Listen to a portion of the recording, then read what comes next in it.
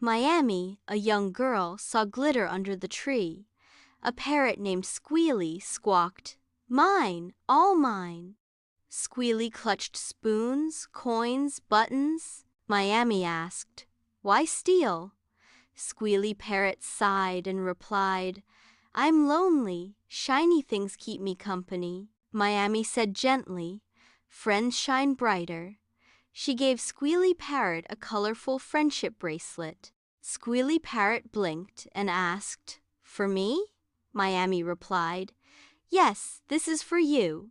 Squealy Parrot then returned the stolen treasures happily. The townspeople forgave Squealy Parrot, laughing. One of the townspeople said, "He only wanted love." Squealy Parrot perched on Miami's arm proudly. Miami smiled and said, "Forgiveness makes friends. Sharing makes real treasure."